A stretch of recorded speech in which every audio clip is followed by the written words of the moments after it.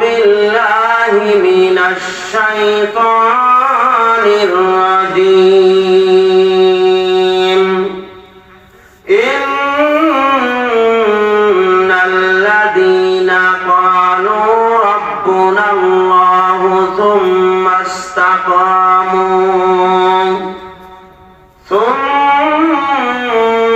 استقاموا فلا خوف عليهم ولا هم يحزنون.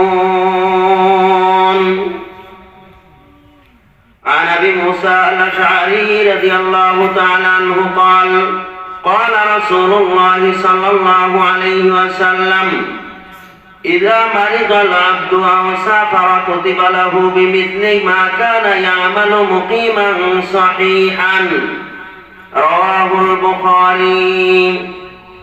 وعن أنس بن مالك رضي الله تعالى عنه أن رسول الله صلى الله عليه وسلم قال إذا ابتلي المسلم ببلاء في جسده قيل للملك اكتب له صالح عمله الذي كانوا يعملون فإن شفاه غسله وطهره وإن قبضه غفر له ورحمه. رواه أحمد. বিপ্লবী সৈনিক আমরা হব, আল্লাহর রাহে জীবন দেব। বিপ্লবী সৈনিক আমরা হব, আল্লাহর রাহে জীবন দেব। জিহাদ জিহাদ জিহাদ করব, গাজী হয়ে বেঁচে রব। জিহাদ জিহাদ জিহাদ করব, গাজী হয়ে বেঁচে রব। না হয় মোরা শহীদ হব, না হয় মোরা শহীদ হব। বিপ্লবী সৈনিক আমরা হব, আল্লাহর রাহে জীবন দেব। বিপ্লবী সৈনিক আমরা হব, আল্লাহর রাহে জীবন দেব। লিল্লাহি তাকবীর, লিল্লাহি তাকবীর। আয় রে তোরা জলদি আয়, কোরআন হাদিসের পথে আয়। আয় রে তোরা জলদি আয়, কোরআন হাদিসের পথে আয়। কাফির শয়তান নিপাত যাক, কাফির শয়তান নিপাত যাক। বিপ্লবী সৈনিক আমরা হব, আল্লাহর রাহে জীবন দেব। বিপ্লবী সৈনিক আমরা হব, আল্লাহর রাহে জীবন দেব। লিল্লাহি তাকবীর। কে কে আছো বক্র পথে, এখনো তো সময় আছে। কে কে আছো বক্র পথে, এখনো তো সময় আছে। কোরআন হাদিস নিয়ে বুকে, কোরআন হাদিস নিয়ে বুকে। বিপ্লবী সৈনিক আমরা হব, আল্লাহর রাহে জীবন দেব। বিপ্লবী সৈনিক আমরা হব, আল্লাহর রাহে জীবন দেব। জিহাদ জিহাদ জিহাদ করব, গাজী হয়ে বেঁচে রব। জিহাদ জিহাদ জিহাদ করব, গাজী হয়ে বেঁচে রব। না হয় মোরা শহীদ হব, না হয় মোরা শহীদ হব। বিপ্লবী সৈনিক আমরা হব, আল্লাহর রাহে জীবন দেব। বিপ্লবী সৈনিক আমরা হব, আল্লাহর রাহে জীবন দেব। লিল্লাহি তাকবীর। আজকের ইসলামী জলসা সব ঘুমাই গেছেন নাকি? ক্লান্ত হয়ে গেছেন অনেক। সেই মাগরিবের পর থেকে এ পর্যন্ত অনেক আলোচনা হয়েছে। এজন্য শুনতে শুনতে ক্লান্ত হয়ে গেছে, আর ভালো লাগে না। আবার অনেকে এমন রয়েছেন, ওয়াজ শুনতে হয় শোনেন, কিন্তু আসলে কি শুনতেছেন বোঝেন না।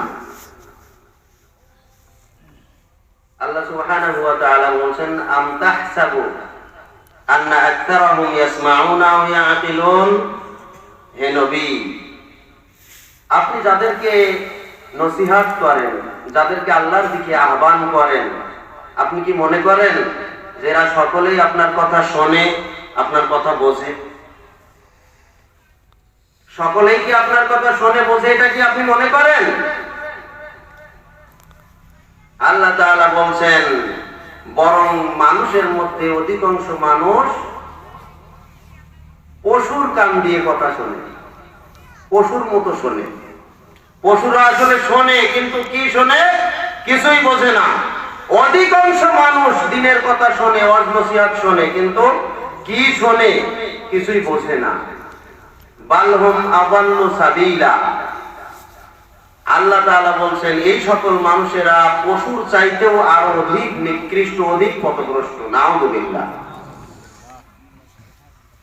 ইমাম ইবনে তাইমিয়া জামে মসজিদের উন্নতি কল্পে বিরাট ইসলামী জলসা, স্থান চর শ্রীকল শেখপাড়া জামে মসজিদ প্রাঙ্গণ, কুমারখালী, কুষ্টিয়া।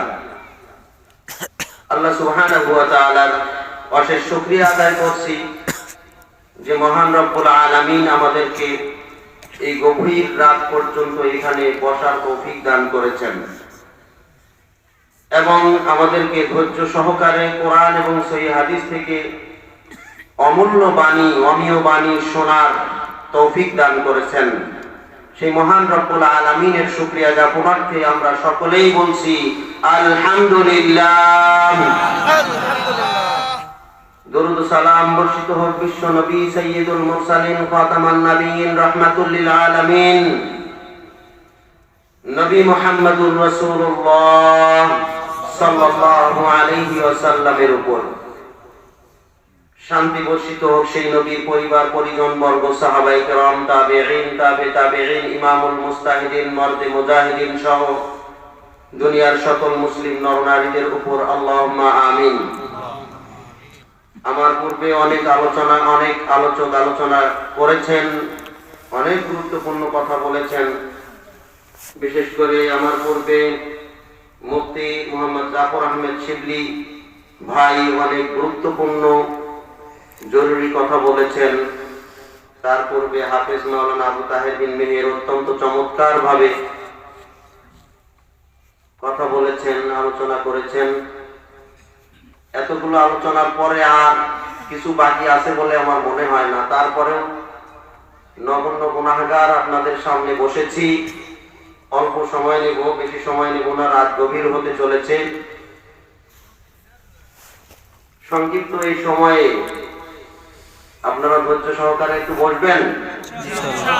কে কে শেষ পর্যন্ত থাকবেন না হাত উঁচু করেন তো। না, ওই যে ওই কয়েকজন হাত উঁচু করলো থাকবে না।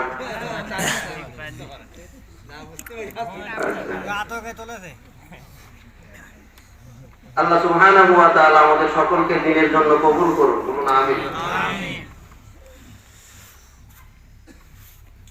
আল্লাহ সুবহানাহু ওয়া তাআলা আমাদেরকে দুনিয়াতে প্রেরণ করেছেন অল্প সময় দিয়ে। এই সময়টা হচ্ছে আমাদের জন্য পরীক্ষা। সংক্ষিপ্ত সময়ের আলোচনার বিষয় হচ্ছে দুনিয়ার জীবন, পরীক্ষার জীবন। আমরা অল্প সময়ের জন্য দুনিয়াতে এসেছি। এই অল্প সময় কি খেল তামাশা করার জন্য এসেছি, নাকি আল্লাহ তাআলার বিশেষ একটা লক্ষ্য উদ্দেশ্য নিয়ে আমাদেরকে সৃষ্টি করে এই দুনিয়াতে প্রেরণ করেছেন, সেই উদ্দেশ্য বাস্তবায়ন করার জন্য এসেছি? আল্লাহ সুবহানাহু ওয়া তাআলা বলেন সূরা আল-কাবুতের শুরুতে, আলিফ লাম মিম আহাসিবান নাস। মানুষ কি ধারণা করে, মানুষ কি মনে করে নিয়েছে আইয়ুতরাকু, তাদেরকে ছেড়ে দেওয়া হবে, আইয়াকুলু আমান্না, এ কথা বললে যে আমরা ঈমান এনেছি, আমরা ঈমানদার, আমরা মুসলিম, আমাদের পরিচয় মুসলিম, এ কথা বললে কি ছেড়ে দেওয়া হবে?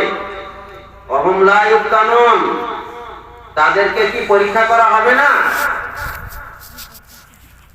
মানুষদেরকে আল্লাহ তাআলা অবশ্যই পরীক্ষা করবেন। প্রত্যেকেই আমরা পরীক্ষার হলে রয়েছি। ওয়ালাকাদ ফাতান্নাল্লাযীনা মিন ক্বাবলিহিম, তোমাদের পূর্বেও যারা গত হয়েছে তাদেরকেও আল্লাহ তাআলা পরীক্ষা করেছেন। ফালা ইয়ালামান্নাল্লাহু আল্লাযীনা সাদাকু ওয়া লা ইয়ালামান্নাল কাযিবিন। আল্লাহ তাআলা মানুষকে এই পরীক্ষার ব্যবস্থা রেখেছেন এজন্য আল্লাহ তাআলা যাতে জেনে নিতে পারেন তোমাদের মধ্যে কারা তাদের কথায় সত্যবাদী এবং কারা তাদের কথায় মিথ্যাবাদী। কোন কথায়? আমরা যারা এখানে এসেছি আমাদের পরিচয় হচ্ছে মুসলিম, আমরা প্রত্যেকেই কালেমা পড়েছি। কালেমা পড়েন নাই কে কে? একজন হাত দেখান তো যে আমি কালেমা পড়ি নাই। কালেমা পড়া মুসলমান। আমরা সকলে বলেছি লা ইলাহা ইল্লাল্লাহ, আল্লাহ ছাড়া সত্য কোনো ইলাহ নাই। কিন্তু অধিকাংশ মানুষের এটা হচ্ছে মৌখিকভাবে মুখে বলছে, এতটুকুতেই সীমাবদ্ধ। এর গভীরতায় আর ঢোকার প্রয়োজন মনে করে না। এই কালেমার উদ্দেশ্য কি এটা জানার প্রয়োজন মনেও করে না, মানারও প্রয়োজন মনে করে না। কালেমা মুখে বলতে খুব ভালো লাগে, লা ইলাহা ইল্লাল্লাহু বল রে আমার মন, লা ইলাহা ইল্লাল্লাহু বল রে আমার মন। ভালো লাগে না? সুন্দর লাগে। কালেমা বলতে তো ভালো লাগে। মাউতের সময় বুঝিতে পারিবে মন, মাউতের সময় বুঝিতে পারিবে মন, তাওহীদে কালেমার কতই গুণ, লা ইলাহা ইল্লাল্লাহু বল রে আমার মন। তাহলে কালেমা মুখ দিয়ে বলতে ভালো লাগে, কিন্তু এর উদ্দেশ্য বাস্তবায়ন করতে গেলে তখন আমরা আর পারি না। মুখ দিয়ে বলছে আমি আল্লাহ ছাড়া আর কারো বিধান মানি না, আল্লাহ ছাড়া আর কাউকে ইলাহ রূপে মানি না, আল্লাহ ছাড়া আর কারো আইন মানি না, আল্লাহ ছাড়া আর কাউকে আমরা কোনো ক্ষেত্রেই মানি না। মানি কাকে? কেবলমাত্র আল্লাহ তাআলাকে। এই স্বীকৃতি আমরা মৌখিকভাবে দিয়েছি, এটা বাস্তবায়ন হবে কখন? আমলের মাধ্যমে বাস্তবায়ন হবে। আমল মানেই হচ্ছে আমরা সত্যবাদীর দিকে ধাবিত হচ্ছি। মৌখিকভাবে স্বীকৃতি, এবার আমলে পরিণত। অন্তরে বিশ্বাস নিয়ে আমরা কালেমা পড়েছি, কালেমা পড়ার পরে এবার আমল দিয়ে শুরু হবে। আর এই আমলের আহ্বানই হচ্ছে পরীক্ষা। সুবহানাল্লাহ। সূরা মুলকের 2 নম্বর আয়াত আল্লাহ তাআলা বলছেন, আল্লাযী খালাকাল মাউতা ওয়াল হায়াতা লিয়াবলুয়াকুম আইয়ুকুম আহসানু আমালা। তিনি সেই আল্লাহ যিনি তোমাদের হায়াত এবং মাউত দিয়ে দুনিয়াতে প্রেরণ করেছেন, নির্ধারিত সময় দিয়ে, নির্ধারিত কাল দিয়ে, নির্ধারিত একটা বয়স দিয়ে দুনিয়াতে পাঠিয়েছেন। অন্য কোনো উদ্দেশ্যে পাঠান নাই, খেল তামাশার জন্য পাঠান নাই, আনন্দ ফুর্তি করার জন্য পাঠান নাই। লিয়াবলুয়াকুম আইয়ুকুম আহসানু আমালা।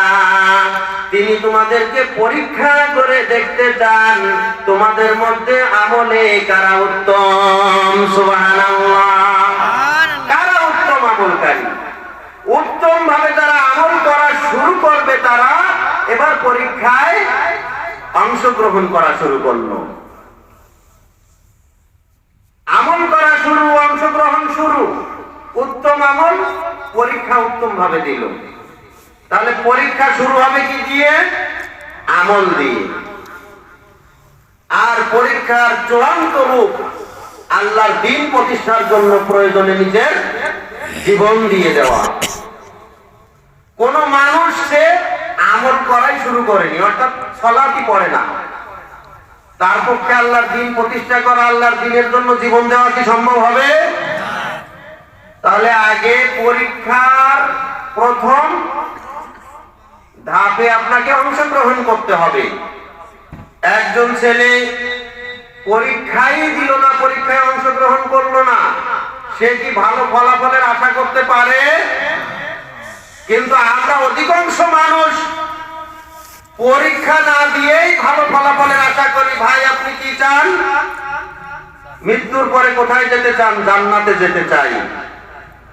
তো জান্নাতের জন্য আমল করেন না? তা তো করা হয় না, কিন্তু আশা করি আমি চাই জান্নাত। পরীক্ষায় অংশগ্রহণ না করে যেমন কেউ ফলাফলের আশা করতে পারে না, ঠিক তেমনি ভাবে আমি পরীক্ষায়, দুনিয়ার এই পরীক্ষায় অংশগ্রহণ না করেই জান্নাতের আশা কিভাবে করতে পারি? জান্নাত কি এত সহজ নাকি? জান্নাত কি আল্লাহ তাআলা এমনিতেই দান করবেন? আগে তো আপনাকে পরীক্ষায় অংশগ্রহণ করতে হবে, তারপরে ভালো ফলাফল করতে হবে, তারপর না ভালো পরীক্ষায় ভালো দিতে হবে, তারপরে ভালো ফলাফলের আশা করতে হবে। কিন্তু পরীক্ষাই দিলেন না, ফলাফল কোথায়? মানুষের মধ্যে বিভিন্ন শ্রেণীর মানুষ রয়েছে, সবাই চায় মৃত্যুর পরে আমি জান্নাত চাই, জান্নাতে যেতে চাই। যে যেটাই করুক, যার মধ্যেই মশগুল থাক না কেন, যাকেই আপনি জিজ্ঞাসা করবেন সে বলবে আমি জান্নাত চাই। জান্নাত চাই না এমন একটা মানুষ মুসলমানদের মধ্যে তো দূরের কথা, হিন্দুদের মধ্যেও পাবেন না। হিন্দুদেরকে জিজ্ঞাসা করেন মৃত্যুর পরে তোমরা কোথায় যেতে চাও? বলবে স্বর্গে যেতে চাই। আরে স্বর্গে আমরা তো যেতে চাই, আর ওরা কয় যে আমার বাপ মারা গেছে, সে এখন স্বর্গে আছে। ওরা স্বর্গে এমনি ঢুকায় দেয়। তাহলে আমাদের যে চাওয়া, সেই চাওয়া অনুযায়ী কাজ করা প্রয়োজন আছে না নাই? সম্মানিত উপস্থিতি, তাহলে পরীক্ষায় অংশগ্রহণ করতে হবে, পরীক্ষা দিতে হবে। আর পরীক্ষার সূচনা হচ্ছে সালাত আদায় করা। ঈমান আনার পরে প্রথম পরীক্ষার সূচনা কি দিয়ে? সালাত দিয়ে। সুবহানাল্লাহ। সালাত দিয়ে আপনার পরীক্ষায় অংশগ্রহণ শুরু হলো। অথচ দুঃখের বিষয়, আজকের অধিকাংশ মুসলিমরা দুনিয়ার এই পরীক্ষার জীবনে এসে সূচনার যে পরীক্ষা, প্রথম যে পরীক্ষা, সেই পরীক্ষায় অংশগ্রহণ এখনো পর্যন্ত করে নাই। এরকম এই সমাজে অগণিত মানুষ আছে না নাই? গোটা এলাকায় হাজার হাজার আছে না নাই? গোটা উপজেলায় লক্ষ লক্ষ বেনামাজি আছে না নাই? গোটা দেশে কোটি কোটি বেনামাজি আছে না নাই? প্রত্যেকেই নিজেকে মুসলিম দাবি করেন। আল্লাহ তাআলা বলছেন আইয়াকুলু আইয়ুতরাকু আইয়াকুলু আমান্না। তোমরা কি মনে করো যে আমরা ঈমানদার বললেই তোমাদেরকে ছেড়ে দেওয়া হবে? তোমরা কি মনে করে নিয়েছো আমরা নিজেদেরকে মুসলিম বললেই আমাদেরকে ছেড়ে দেওয়া হবে? তোমাদেরকে অবশ্যই পরীক্ষা করা হবে। পরীক্ষার মাধ্যমে তোমাদেরকে যাচাই করে বাছাই করে নেওয়া হবে যে আল্লাহর সাথে যে ওয়াদা করেছো, আল্লাহ তোমাকে ছাড়া আর কাউকে মানি না, তোমার হুকুম ছাড়া আর কাউকে মানি না, এই ওয়াদা করে তুমি কালেমা পাঠ করেছো। এবার তুমি পরীক্ষায় অংশগ্রহণ করে তোমার এই ওয়াদাকে সত্যে পরিণত করে তুমি সত্যবাদীদের অন্তর্ভুক্ত হও। আল্লাহ তাআলা তোমাদেরকে সত্যবাদী হিসাবে চিহ্নিত করবেন পরীক্ষার মাধ্যমে। পরীক্ষা অংশগ্রহণ না করেও আমাদের দেশের মাজার পূজারীরা, এদের তো পরীক্ষায় অংশগ্রহণ করা লাগে না, নামাজ কালাম কিচ্ছু লাগে না, পীরের মুরিদ হলে পীর সাহেব এমনি পরকালে জান্নাত দিয়ে দেয়, ঠিক কিনা? কিরামান কাতিবিন রোজ হাশরের দিন, কিরামান কাতিবিন রোজ হাশরের দিন, আল্লাহর দরবারে যদি করেন অভিযোগ, আমি বলবো দুনিয়ায় ছিলাম খাজা বাবার লোক, আমি বলবো দুনিয়ায় ছিলাম পাগলা বাবার লোক। নাউযুবিল্লাহ। খাজা বাবার লোক বললে কি আল্লাহ মাফ করে দিবে নাকি? জান্নাত দিয়ে দেবে?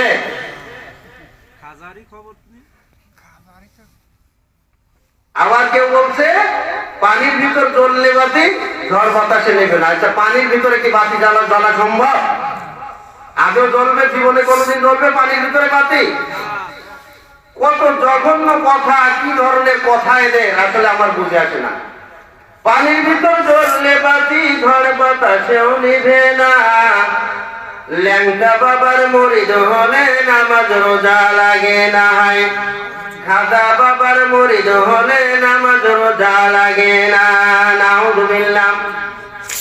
এই ভণ্ডরা আপনাদের এলাকায় তো আছে লালন ফকির, যত ধরনের ফকির আর মাজার ভক্ত যারা রয়েছে, এদের সাথে ইসলামের কোনো সম্পর্ক আছে? কোরআনের সাথে সম্পর্ক আছে? দ্বীনের সাথে সম্পর্ক আছে? আল্লাহর সাথে সম্পর্ক আছে? অথচ এরাও মনে করে আমরা সবার আগে জান্নাতে যাব। নাউযুবিল্লাহ। কোরআনের ধারে নাম মাজারতে গাঁজা খায়, লম্বা লম্বা চুল রেখেছে শিকল পরা সারা গায়ে। কোরআনের ধারে নাম মাজারতে গাঁজা খায়, লম্বা লম্বা চুল রেখেছে শিকল পরা সারা গায়ে। মোচে ঢাকিছে মুখ, মোচে ঢাকিছে মুখ, চেনা যায় না কি কারবার। ওরে ও ভণ্ড বাবা, ওরে ও পাগলা বাবা, রোজ হাসরে দেখবে তোমায় কোন বাবা। এই ভণ্ডদের, এদের নিজেদেরই অস্তিত্ব থাকবে না সেই দিন, অথচ এরা বলে আমরা সবার আগে পার পেয়ে যাবো। নাউযুবিল্লাহ। বলছিলাম মৌখিক ভাবে আমি মুসলিম দাবি করলে মুসলমান হওয়া যায় না, পরীক্ষায় অংশগ্রহণ করতে হয়। আল্লাহ তাআলা বলেন সূরা মায়েদার 40 নম্বর আয়াত, ওয়ালা শাআল্লাহু লাজালাকুম উম্মাতান ওয়াহিদান। আল্লাহ তাআলা যদি চাইতেন, আল্লাহ তাআলা যদি ইচ্ছা করতেন, তাহলে তামাম দুনিয়ার সমস্ত মানুষদেরকে একই উম্মতভুক্ত করতে পারতেন, একই জাতিভুক্ত করতে পারতেন। সবাই মুসলমান হয়ে যেত, সবাই ইমানদার হয়ে যেত, সবাই নামাজি হয়ে যেত, সবাই দ্বীনের মুজাহিদ হয়ে যেত, সবাই আল্লাহওয়ালা হয়ে যেত, সবার প্রতি আল্লাহ সন্তুষ্ট হয়ে যেতেন, সবাই ঈমান নিয়ে দুনিয়া থেকে বিদায় নিতে পারত, সবাইকে আল্লাহ তাআলা জান্নাত দিয়ে দিতে পারতেন যদি আল্লাহ তাআলা ইচ্ছা করতেন। কিন্তু আল্লাহ তাআলা ইচ্ছা করেন নাই। কি জন্য করেন নাই? লিয়াবলুয়াকুম ফীমা আতাকুম। আল্লাহ তাআলা তোমাদেরকে যা কিছু দিয়ে দুনিয়াতে প্রেরণ করেছেন, তোমাদের জ্ঞান দিয়েছেন, বিবেক দিয়েছেন, বুদ্ধি দিয়েছেন, ধন সম্পদ দিয়েছেন, সন্তান সন্ততি দিয়েছেন, টাকা পয়সা দিয়েছেন, শরীরের শক্তি দিয়েছেন, শক্তি দিয়ে অর্থ ইনকাম করার ক্ষমতা দিয়েছেন। যা কিছু দিয়ে আল্লাহ তাআলা তোমাদেরকে দুনিয়াতে প্রেরণ করেছেন, এইগুলোর উপরে আল্লাহ তাআলা তোমাদেরকে পরীক্ষা নিতে চান। পরীক্ষার মাধ্যমে আল্লাহ তাআলা তোমাদেরকে ঈমানদার হিসাবে বাছাই করতে চান। এজন্যই আল্লাহ তাআলা সবাইকে ঈমানদার হওয়ার সুযোগ দেন নাই, পরীক্ষার ব্যবস্থা রেখেছেন। সুবহানাল্লাহ। পরীক্ষা, আমরা পরীক্ষার জগতে রয়েছি। আচ্ছা বলেন তো, গত পরশুদিন রাত্রে বা গতকালকে রাত্রে 31st নাইট চলে গেল। এই 31st নাইটে ঢাকা শহরে প্রচুর হই হুল্লোড় হয়েছে, আতশবাজি, বোমা পটকাবাজি, বিভিন্ন ধরনের আনন্দে আত্মহারা হয়ে গেছে, মাতোহারা হয়ে গেছে। কি জন্য? নতুন বছরকে বরণ করার জন্য। নতুন বছর আসছে, নতুন বছর আসার মাধ্যমে আমাদের কি আনন্দিত হওয়া উচিত না দুঃখিত হওয়া উচিত? কি হওয়া উচিত? পরীক্ষার হলে যারা রয়েছে, পরীক্ষার হলে যারা থাকে, পরীক্ষা যারা দেয়, তাদের নির্ধারিত সময় যদি দেওয়া আছে 3 ঘন্টা, এই 3 ঘন্টার মধ্যে তাকে প্রশ্নপত্র দেখা গেছে এখানে যা আসছে সবই তার কমন পড়েছে, সে শুধু এখন লিখবে, কিন্তু তার টার্গেট হচ্ছে তাকে 100 মার্কের উত্তর দিতে হবে।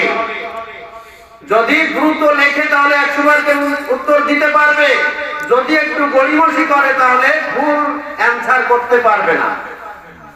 এই ছেলেটা যখন আধা ঘন্টা চলে যায়, একটা প্রশ্নের জবাব দিয়েছে, প্রথম তো হাত কম চলে, হাত তো বেশি চলে না, এই জন্য 10টা প্রশ্নের জবাব দিতে হবে 3 ঘন্টায়, একটাতেই গেছে আধা ঘন্টা, আছে কত? 2.5 ঘন্টা। এর টেনশন বাড়বে না কমবে? টেনশন বাড়তে থাকবে। 1 ঘন্টা চলে গেছে, প্রশ্নের জবাব দিয়েছে খুব কষ্ট করে, 2.5টা বা 3টা, এখনো 7টা বাকি, যদিও 2 ঘন্টা বাকি আছে, 1 ঘন্টা চলে গেছে। হিসাব মতো তার যে অনুমান ধারণা, তার চাইতে প্রশ্নের জবাব দিতে সময় একটু বেশি লেগে গেছে। এর টেনশন বাড়বে না কমবে? টার্গেট থাকবে একটাই, 3 ঘন্টার মধ্যে 10টা প্রশ্নের জবাব দিতেই হবে। লিখতে লিখতে লিখতে লিখতে যখন 2 ঘন্টা পার হয়ে গেছে, আর 1 ঘন্টা আছে, 1 ঘন্টায় রয়েছে বাকি 4টা, 2 ঘন্টায় জবাব দিয়েছে 6টা, তাহলে তার হিসাব মতে 1 ঘন্টায় 3টা জবাব দিতে পারবে, কিন্তু আছে তো 4টা। তার টেনশন বাড়বে না কমবে? তার টার্গেট কি? পরিপূর্ণ জবাব দিবে, কিন্তু সময় তো সময় অনুপাতে, হিসাব অনুপাতে টাইম তো কম। লিখতে লিখতে আরো আধা ঘন্টা গেছে, এখনো 2টা প্রশ্ন বাকি রয়েছে, আধা ঘন্টায় লিখতে পারবে কিনা সন্দেহ। টেনশন বাড়বে না কমবে? এবার বলুন তো, পরীক্ষার হলে যারা রয়েছে, 1-2জন ছাত্র লেখা বাদ দিয়ে আনন্দ উৎফুল্লে মত্ত রয়েছে, ফুর্তিতে লিপ্ত রয়েছে, তাকে কি বলবে অন্যরা? তার দিকে তাকিয়ে কি বলবে? যে এর মাথা নষ্ট হয়ে গেছে, এ পাগল হয়ে গেছে, পরীক্ষা বাদ দিয়ে আনন্দ ফুর্তিতে মত্ত রয়েছে। দুনিয়ার খেল তামাশায় যারা রয়েছে, বিভিন্ন উপলক্ষকে কেন্দ্র করে আনন্দ ফুর্তিতে লিপ্ত, পরকালের ভয় যাদের ভিতরে নাই, পরীক্ষার হলে রয়েছে এটা মনেই করে না। একটা বছর পার হয়ে গেছে, আর একটা নতুন বছরকে যে সময়টা চলে গেছে তার জন্য কোনো চিন্তাই নাই, টেনশন নাই, নতুন বছর নিয়ে কত আনন্দ ফুর্তি। এদেরকে মানুষ কি বলবে? আসলে এরা কলকাতার মানুষ।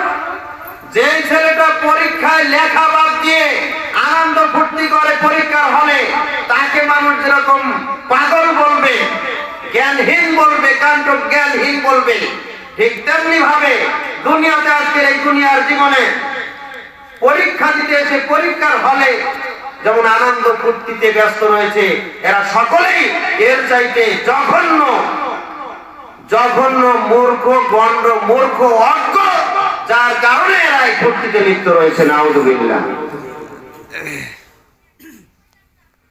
আমরা প্রত্যেকেই পরীক্ষার মধ্যে রয়েছে। দুনিয়ার প্রত্যেকটা আল্লাহর হুকুম, নির্দেশ, এটা হচ্ছে পরীক্ষা।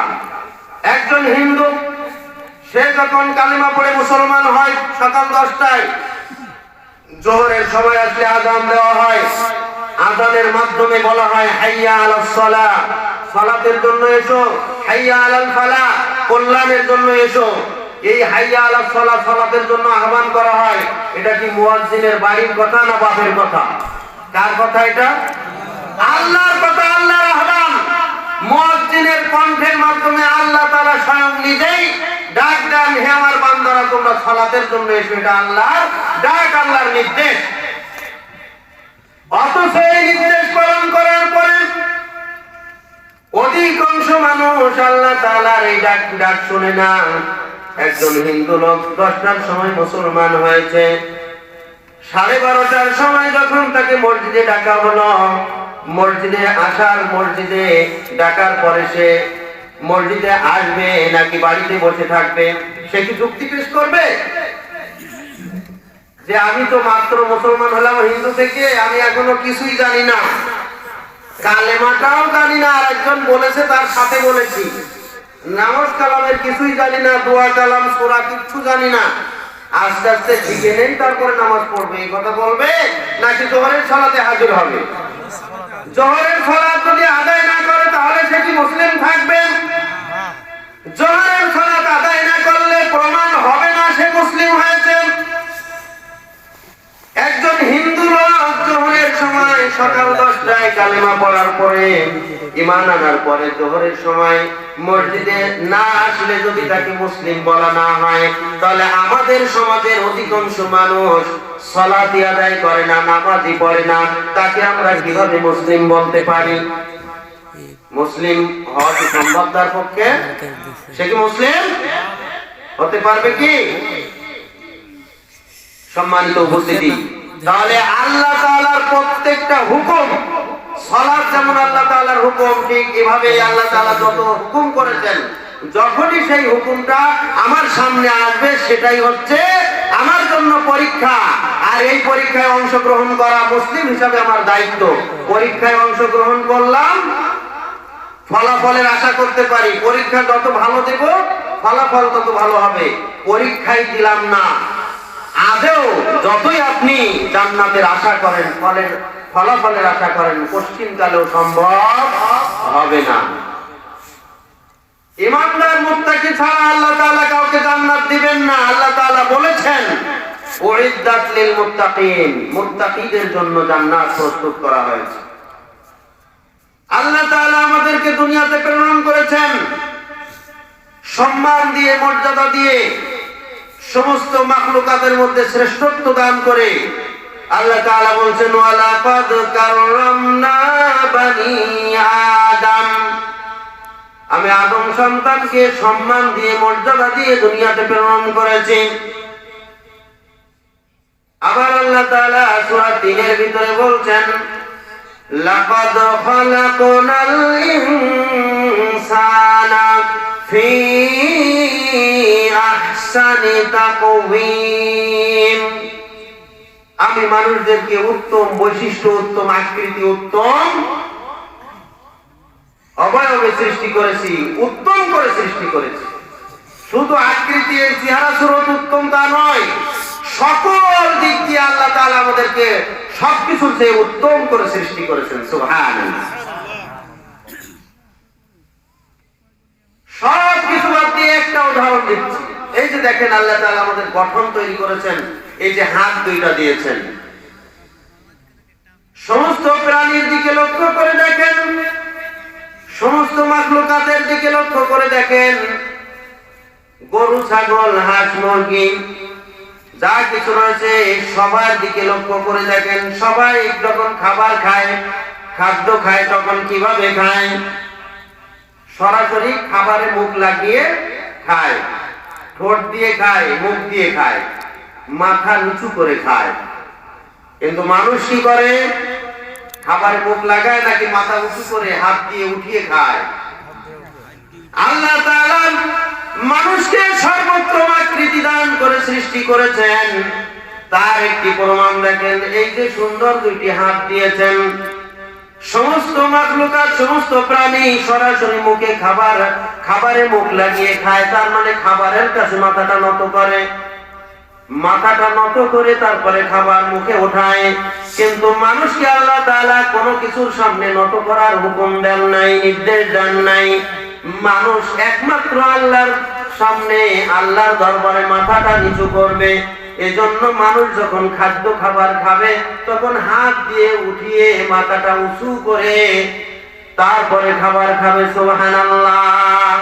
মাথাটা কারো সামনে নত করবে না, খাবারের সামনে নত করবে না, অর্থের সামনে নত করবে না, দুনিয়ার সামনে নত করবে না, কোনো মানুষের সামনে নত করবে না, জজ ব্যারিস্টারের সামনে নত করবে না, সরকারের সামনে নত করবে না, পুলিশের সামনে নত করবে না, কোন কিছুর সামনে নত করবে না, মাজারওয়ালার সামনে নত করবে না, পীরের সামনে নত করবে না।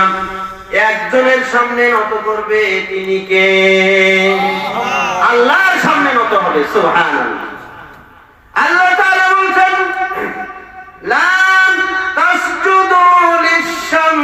ولا للقمر واسجدوا لله الذي خلقهن إن كنتم إياه تعبدون তোমরা চন্দ্রকে সিজদা করো না, সূর্যকে সিজদা করো না, তামাম দুনিয়ার কোন কিছুর সামনে মাথাকে নত করো না, কোন কিছুর সামনে সিজদা করো না, কোন কিছুকে শক্তির মাধ্যম মনে করো না, কোন কিছুকে শক্তিশালী মনে করো না। সকল শক্তির উৎস হচ্ছেন একমাত্র আল্লাহ তাআলা, সব কিছুর মালিক হচ্ছেন একমাত্র আল্লাহ তাআলা, সব কিছুর সৃষ্টিকর্তা হচ্ছেন একমাত্র আল্লাহ তাআলা। এই সব কিছু যিনি সৃষ্টি করেছেন সেই সৃষ্টিকর্তার সামনে তোমরা সিজদা করো, তোমাদের মাথাটাকে নত করে দাও। সুবহানাল্লাহ।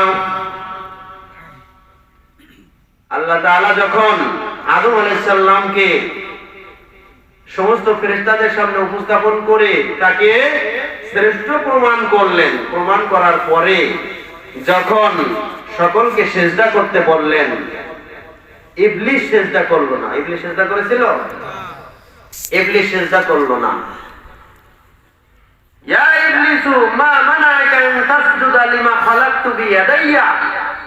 আল্লাহ তাআলা ইবলিসকে বললেন, হে ইবলিস তুমি কেন সিজদা করলে না আদমকে, যাকে আমি নিজ হাতে সৃষ্টি করেছি। ইবলিস বলল কি যে আদমকে তুমি মাটি থেকে সৃষ্টি করেছো, সে আমার পরে এসেছে, সে মাটি থেকে সৃষ্টি, মাটির কাজ হচ্ছে সবসময় নিম্নগামী হওয়া, তাকে মাটি থেকে সৃষ্টি করেছো, তাকে ছোট করেছো, তার সামনে আমি সিজদা করব কিভাবে? তখন যদি আল্লাহ তাআলা বলতেন যে আদমকে সিজদা নয় আমাকে সিজদা করো, ইবলিস কি সিজদা করতেন না? আপনাদের কি মনে হয় ইবলিস কি সিজদা করতেন না? আল্লাহকে সিজদা করতে বললে ইবলিস আল্লাহকে সিজদা করতে ইবলিস ওই যুক্তি দিয়েছিল, আল্লাহ আমি তোমাকে সিজদা করব, আমি তোমাকে সিজদা করব, তোমাকে সিজদা করে আসতেছি, লক্ষ লক্ষ বছর ধরে তোমাকে সিজদা করেছি, আল্লাহ তোমাকে সিজদা করতে চাই, আদমকে কেন সিজদা করব? আসলে আদমকে সিজদা করতে হবে, এটা হচ্ছে আল্লাহ তাআলার একটা হুকুম, আল্লাহ তাআলার হুকুম পালন করতে হবে, এটাই হচ্ছে সবচেয়ে বড় কথা। কিন্তু এটা ইবলিসের জন্য পরীক্ষা ছিল, ইবলিস এটা বুঝতে পারে নাই, এজন্য সে যুক্তি উপস্থাপন করে বলেছিল, আল্লাহ আমি তোমাকে সিজদা করব, আদমকে কেন সিজদা করব? ওই সময় যদি আল্লাহ তাআলা বলতেন আমাকে সিজদা করো, তাহলে ইবলিস অবশ্যই আল্লাহকে সিজদা করতেন, তাতে কোনো সন্দেহ নাই। কিন্তু ইবলিস এই পরীক্ষা বুঝতে পারেন না যে আল্লাহ তাআলা ইবলিসকে একটা সৃষ্টিকে সিজদা করতে বললেন। ওই আল্লাহ তাআলা আমাদেরকে এত মর্যাদা এত সম্মান দান করেছেন, এই মর্যাদার খাতিরে এই সম্মানের খাতিরে আল্লাহ তাআলা বলেছেন কোন সৃষ্টির সামনে মাথা নত হবে না, বরং তোমরা কাউকে সিজদা করতে হবে না, সিজদা করবে আমি রব, আমি তোমাদের রব, আমাকেই তোমরা সিজদা করো। ওয়াসজুদু লিল্লাহ, তোমরা কাউকে সিজদা করবে না, আল্লাহকেই সিজদা করো। সুবহানাল্লাহ। তাহলে যে আল্লাহ তাআলা ইবলিসকে আদমকে সিজদা করতে বলার কারণে আদমকে সিজদা করলো না, ইবলিস আল্লাহকে সিজদা করতে রাজি ছিল, ওই আল্লাহ তাআলাই আমাদেরকে আল্লাহকে সিজদা করতে বললেন, তাহলে আমরা সিজদা করি না, আমরা ইবলিসের চাইতে জঘন্য খারাপ নাকি ভালো? মানুষ ইবলিসের চাইতে অনেক নিকৃষ্ট, যে আমাদেরকে আল্লাহকে সিজদা করতে বলা হয় আমরা তা করি না। নাউযুবিল্লাহ। সম্মানিত উপস্থিতি, আমরা অধিকাংশ মানুষ আল্লাহর এই পরীক্ষায় অংশগ্রহণ করি। আমরা দুনিয়ার এই জীবনে যতটুকু হায়াত পেয়েছি, হায়াতটাকে যথাযথভাবে কাজে লাগাতে হবে,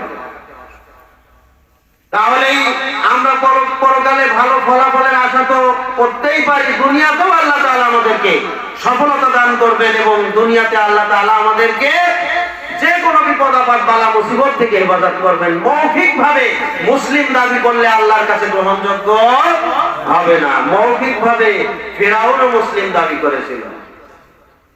ফিরআউন যখন পানিতে হাবুডুবু খাচ্ছিল, আল্লাহ তাআলা বলছেন সূরা ইউনূসের 90 নম্বর আয়াত থেকে খুলে দেখেন, আল্লাহ তাআলা বলছেন ইযা আদরাকাহুল গরাক ক্বালা আমানতু আন্নাহু লা ইলাহা ইল্লাল্লাযী আমানাত বিহি বানু ইসরাঈল।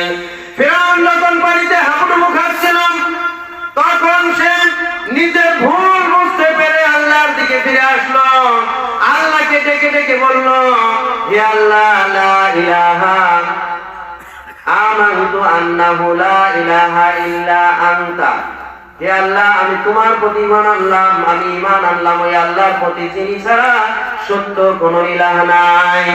আমানাত বিহি বানু ইসরাঈল, আমি ওই আল্লাহর প্রতি ঈমান আনলাম যে আল্লাহর প্রতি মূসা আলাইহিস সালামের অনুসারীরা ঈমান এনেছে, বনু ইসরাঈলরা ঈমান এনেছে।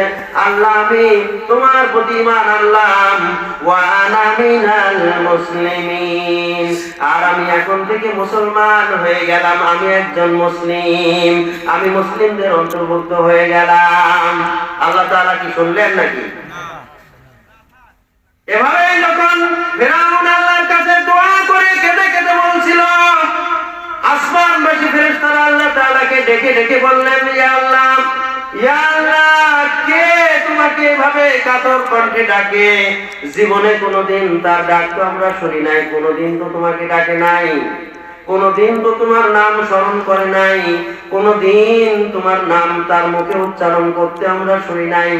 আজকে তোমাকে এত কাতর ভাবে কেন ডাকছে? আসলে কারণটা কি, তার পরিচয়টা কি? আল্লাহ তাআলা বললেন, ও আমার ফেরেশতারা, এটা হচ্ছে আমার একজন দুশমন, পৃথিবীর সবচেয়ে বড় দুশমন ফিরআউন। সে আমার নাফরমান বান্দা, সে কখনো আমাকে আমার প্রতি ঈমান আনে নাই।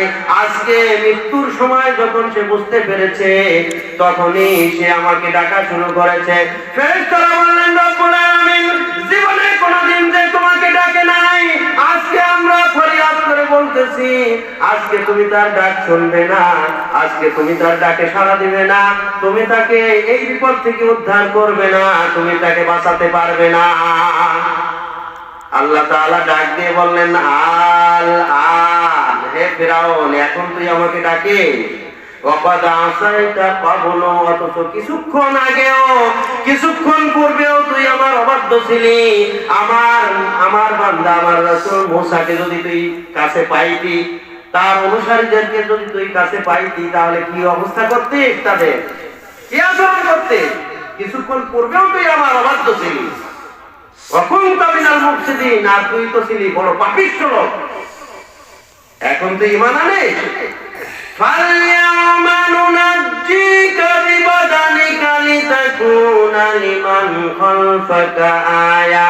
হে ফিরআউন, তুই শুনে রাখ, তোর প্রতি আমি আল্লাহ এত সন্তুষ্ট, এত রাগান্বিত, এত সন্তুষ্ট হলাম, কিয়ামত পর্যন্ত আমি তোর দেহটাকে হারাম করে দিলাম, তোর দেহটাকে আমি এমন ভাবে অভিশপ্ত করলাম, এমন ভাবে গজবপ্রাপ্ত করলাম, আমার সৃষ্টি কোন সৃষ্টি তোকে গ্রহণ করবে না, বাতাস তোকে গ্রহণ করবে না, অক্সিজেন তোকে গ্রহণ করবে না, কোন পোকামাকড় তোকে খাবে না, পানিতেও তোকে গ্রহণ করবে না, মাটিতেও তোকে গ্রহণ করবে না, কোনো কিছুই তোকে গ্রহণ করবে না।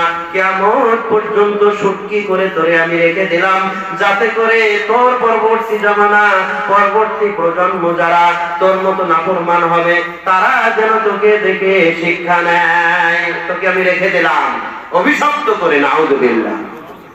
ফিরআউন বিপদগ্রস্ত হয়েছিল কোথায়? পানিতে। একইভাবে আল্লাহর আরেক বান্দা পানিতে বিপদগ্রস্ত হয়েছিল, তার নাম কি বলতে পারেন? ইউনূস আলাইহিস সালাম। মাশাআল্লাহ, বলেছেন একজন।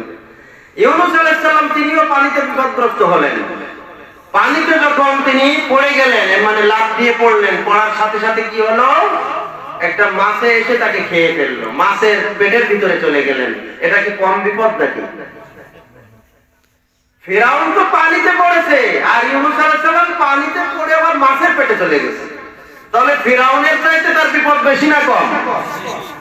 ফানাদা ফিয-যুলুমাতি আল্লা ইলাহা ইল্লা আনতা সুবহানাকা ইন্নী কুনতু মিনাল যালিমিন। ইউনূস আলাইহিস সালাম যখন মাছের পেটে এই বিপদগ্রস্ত হলেন, তখন তিনি আল্লাহ তাআলাকে আহ্বান করতে লাগলেন, ডাকতে লাগলেন। আল্লাহ তাআলা বলেন ফালতাকামাহুল হুত ওয়া হুয়া মুলিম। ফিরআউন এই ইউনূস আলাইহিস সালাম যখন বিপদগ্রস্ত হয়েছিলেন, তখন তিনি আল্লাহকে ডাকতে লাগলেন, আল্লাহকে স্মরণ করতে লাগলেন। ফালাউলা আন্নাহু কানা মিনাল মুসাব্বিহিন। আল্লাহ তাআলার তাসবিহ যদি তিনি পাঠ না করতেন, আল্লাহ তাআলাকে যদি তিনি না ডাকতেন, লালাবিতা ফি বাতনিহি ইলা ইয়াউমি ইউবআসুন। কিয়ামত পর্যন্ত ইউনূস আলাইহিস সালামকে মাছের পেটের এই বিপদেই পড়ে থাকতে হতো। সুবহানাল্লাহ। ইউনূস আলাইহিস সালাম বিপদগ্রস্ত হয়ে আল্লাহকে ডাকলেন, ডাকার কারণে আল্লাহ তাআলা তার ডাকে সাড়া দিলেন।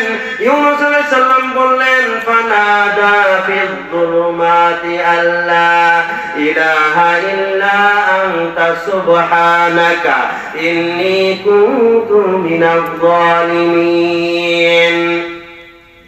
লা ইলাহা ইল্লা আনতা, হে আল্লাহ তুমি ছাড়া কোনো ইলাহ নাই, সত্য কোনো ইলাহ নাই। সুবহানাকা, পবিত্রতা তোমার জন্যই ঘোষণা করছি। ইন্নী কুনতু মিনাজ যালিমিন, আমি তো জালিমদের অন্তর্ভুক্ত হয়ে গেছি, আমি তো অপরাধ করে ফেলেছি, আমি পাপ করে ফেলেছি। হে আল্লাহ তুমি আমাকে মাফ করে দাও, তুমি আমাকে এই বিপদ থেকে উদ্ধার করো। এভাবে যখন ইউনূস আলাইহিস সালাম দোয়া করতে লাগলেন, তখন আসমানবাসী ফেরেশতারা আল্লাহ তাআলাকে বলছে, আল্লাহ সব সময় তোমার এক বান্দা তোমাকে ডাকে, কখনো তোমাকে বলে না, সব সময় তোমাকে স্মরণ করে।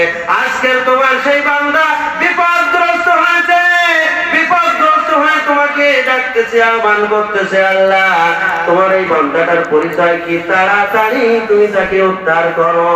আল্লাহ তাআলা বললেন, হে আমার ফেরেশতারা, এ হচ্ছে আমার বান্দা ইউনূস, সে একটা ছোট্ট ভুল করেছে, ভুলের কারণে আজকে বিপদগ্রস্ত হয়েছে। ফেরেশতারা বললেন, রব্বুল আলামিন যে ভুল করুক না কেন তোমার কাছে ক্ষমা চাচ্ছে, তুমি তাকে মাফ করে দাও এবং তুমি তাকে এই বিপদ থেকে উদ্ধার করো। আল্লাহ তাআলা ফেরেশতাদের দোয়া কবুল করলেন, ইউনূস আলাইহিস সালামের দোয়া কবুল করলেন। দোয়া কবুল করে বলছেন ফাস্তাজাবনা লাহু ওয়া নাজ্জাইনাহু মিনাল গাম্মি। আমি আল্লাহ তাআলা তাকে এই বিপদ থেকে উদ্ধার করলাম। ফাস্তাজাবনা লাহু, আমি তার ডাকে সাড়া দিলাম, আমি তার দোয়া কবুল করলাম। ওয়া নাজ্জাইনাহু মিনাল গাম্মি, এবং এই বিপদ থেকে আমি তাকে উদ্ধার করলাম। আমি ইউনূস আলাইহিস সালামকে বিপদ থেকে উদ্ধার করেই ক্ষান্ত হয় নাই। কিয়ামত পর্যন্ত যত ঈমানদার মুমিন বান্দারা, আমার সত্যিকার বান্দারা বিপদগ্রস্ত হবে, ওয়া কাযালিকা নুজিল মুমিনিন, এই ঈমানদার বান্দাদেরকে বাঁচানোর দায়িত্ব আমি আল্লাহ গ্রহণ করে নিলাম। আমি এভাবেই আমার বান্দাদেরকে বিপদ থেকে বাঁচাবো। সুবহানাল্লাহ। তাহলে আল্লাহর সত্যিকার বান্দা যারা, তারা যখন বিপদে পড়বে আল্লাহ তাআলা তাদের ডাক শুনবে, তাদেরকে উদ্ধার করবে। সুবহানাল্লাহ। এজন্যই আল্লাহ তাআলা বলেন, ওয়ালা তাহিনু ওয়ালা তাহজানু ওয়া আনতুমুল আ'লাউনা ইন কুনতুম মুমিনিন। তোমাদের কোনো ভয় নাই, তোমাদের কোনো চিন্তা নাই, সর্ব অবস্থায় তোমরা বিজয়ী। ওয়া আনতুমুল আ'লাউনা, যে কোনো পরিস্থিতিতে, যে কোনো অবস্থায়, সর্ব অবস্থায় তোমরা বিজয়ী, তোমাদের কোনো পরাজয় নাই, ঈমানদারদের কোনো অবস্থাতেই পরাজয় নাই।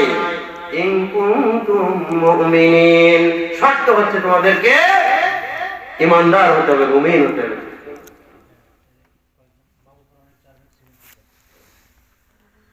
তো যাই হোক, অনেক রাত